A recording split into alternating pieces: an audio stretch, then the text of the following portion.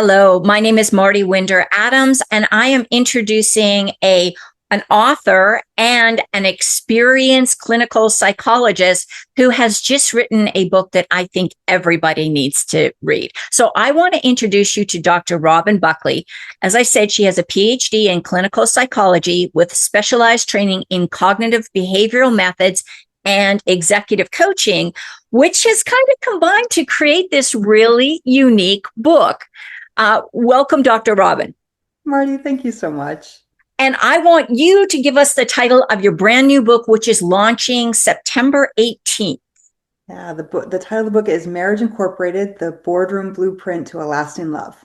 I love that. And we're going to go through, I'm going to ask you a few questions so that people can really get a sense of you and this book and why it is such an important addition to any home library.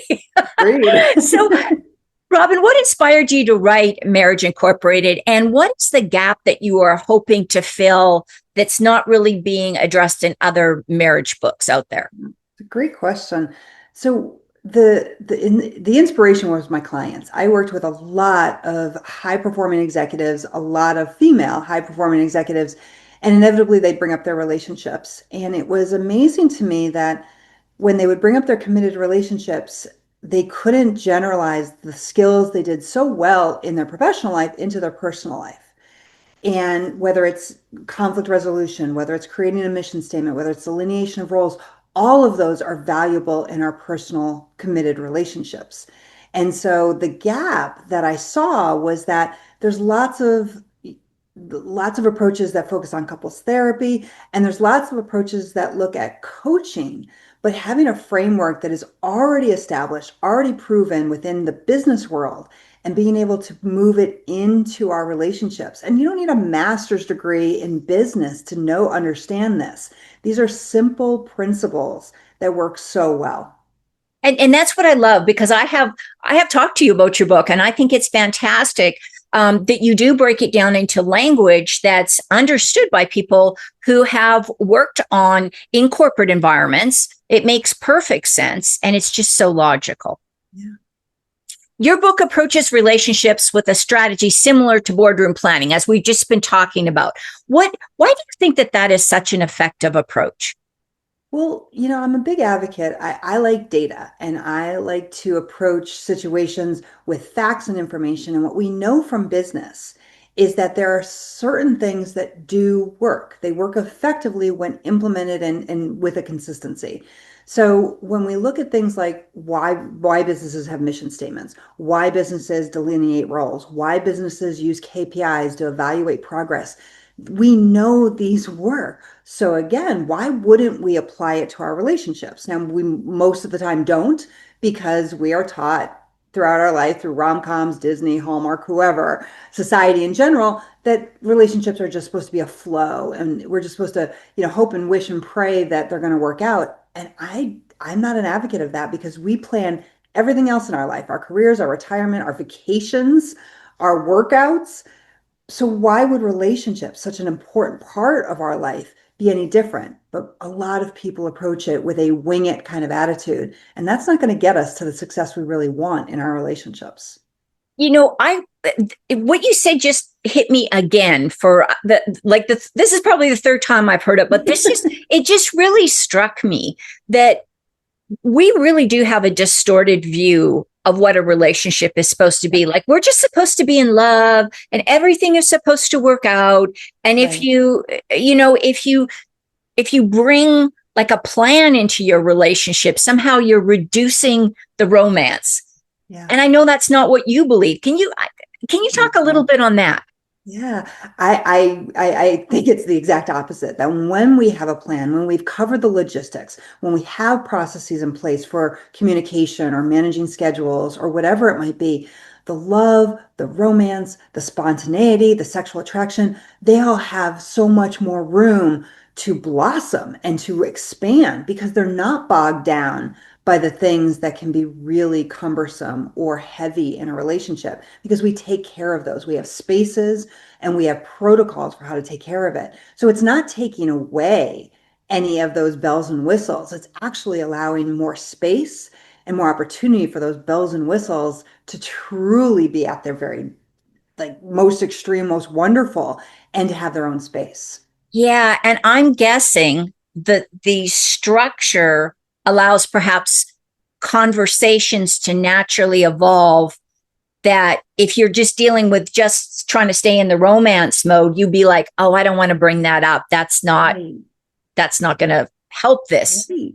Right, because you have the time and place. So one of the things businesses use are weekly or monthly team meetings. Teams get together to talk about projects. Where are our progress? How are we doing? How are our KPIs? And again, in relationships, our check-ins might be, how was your day? Good. How was your day? Good. Like that's not getting to the real part of it. So when we have a relationship business meeting once a month, for example, and we can talk about those things, then they have a place so that the fun and romance have somewhere else to exist. Yeah, yeah. What a powerful message that is, too. And I know that you've been using this, the framework that you talk about in Marriage Incorporated is something you've used with your clients in the past. What are some of the lessons that you think that readers will be able to take away from this book that's going to be completely actionable, like Mm. immediately? There's going to be no long build up to being able to implement these strategies. So the big thing, the thing I'm probably most proud of in the book is it's not theory. We're not talking about the theoretical aspects of what makes a love or a committed relationship work. It is very practical strategies, just like in business. So when readers walk away, if they read one chapter, just one, they will have at least one strategy that they can implement immediately. And while I can't guarantee anything in life, if they do it and in a consistent way, they will see improvement. It might not be everything they want because they're only implementing one strategy, but there will be improvement because they're making an intentional decision and a deliberate action on how to improve the relationship. Now, of course, that certainly it must be that both people are invested, both people are participating. Because in business, if you only got one member of a team investing and the rest of the team's like, nah, not mine, it's not going to work. So it can happen that way. And I will note, Marty, this book is not just for people in relationships, in committed relationships. This book is also for people who are not committed at the moment, but want a plan for their future relationships because they don't want to replicate mistakes that they've made or that they've seen others made on their own. So it really is for anybody who just wants a really intentional approach to creating the relationship they want.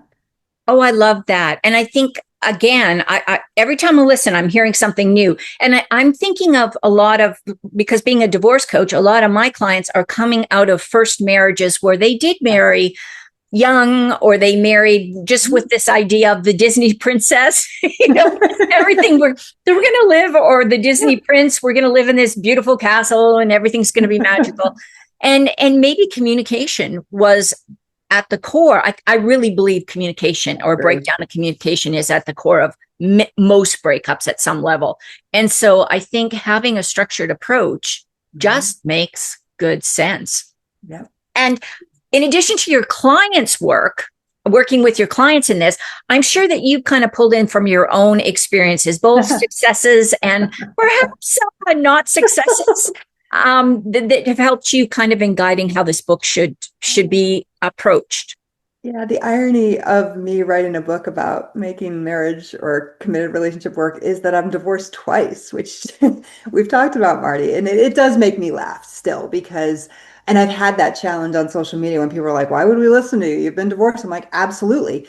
But you don't look at sports teams and coaches aren't some of the most successful coaches aren't the ones that have had consistent wins. They've had the losses, they've had failures, and they learn from it. Or in business, every entrepreneur or kind of pioneer of business has had failures. So I fit right into that model where I had two failures. I had two marriages that did not work. For if I could whittle both down, it's because I had no plan. I went in with all heart and no head. And these were not bad people. These were not, it didn't have any of the biggest, really horrible issues. I just didn't have a plan, and therefore I couldn't engage my partners in a plan. So I take my failures in order to, or my learning opportunities to help others maybe avoid those situations so their relationships really can grow in the direction they want. Yeah, and I always say people that have come through the challenge and had success are the Right. best people to look for guidance, as opposed to people that have never experienced that problem and are Right. just telling you what you should do because theoretically it sounds like a good idea. I do appreciate that. What do you think, or how do you hope that people are going to change their approach to love, relationship, marriages, or maybe even dating Yeah. through reading your book and implementing the strategies you offer? Yeah, it's a word I keep using, but intentional, making intentional decisions ahead of time. So, I tell people, yeah, certainly if your relationship is struggling, the book will help you. But ideally, I want people to use the book and the strategies in the book so that they can avoid that in a preventative way. I'm a big advocate of intention and prevention. Why would we wait until we're miserable to then try and fix something? It's harder then instead of Yeah. catching it before it gets really bad. So, again, whether it's you're in a relationship and you want to make sure it continues to progress in the way you want, or before you're even in a relationship, you make decisions ahead of time of who you're looking for, what you're looking for, what are your negotiables in those situations, what are your non-negotiables that you're not willing to be flexible on. Those are really important decisions prior to being in it. So that's those. If I could whittle it down to two words, Marty, it would be intentional and prevention. I can't agree with you more, because if you're already in a state where there's discomfort in the relationship, or you're already thinking, well, this one's in the rear view mirror, it's a lot harder to come back from that. Yes, And there's a agreed. lot of research on how even going to couples therapy at that point in time, it's a good exercise to do, but it's not likely to produce the results Right. that you want when Exactly. you've already reached that far. Yeah. Dr. Robin Buckley, tell us where your book is going to be available, and again the date that it's launching or coming out to hit the press, that you can grab your copy hot off the press, as they say, is September 18th, 2025. Yeah, Where it's can people get tomorrow. the book? Yeah, so Yes. tomorrow, September 18th, you can find it on Amazon. I will be putting the links all over social media. You can find that I am on 8 different platforms because that seems like a great way to promote a book, but some of the most popular, Instagram, TikTok, LinkedIn. So you'll be able to find the link. And please, if anybody has questions, reach out to me. I love dialogue, even if it's questions that push my ability to really think it through so that people understand. Wonderful. And your handle on all those social media platforms? Yeah, it's really easy. Dr. Robin Buckley, no periods, all one word. Okay, wonderful. Thank you, Dr. Robin, and best of luck. I can't wait to get my copy of your book, Marriage Incorporated.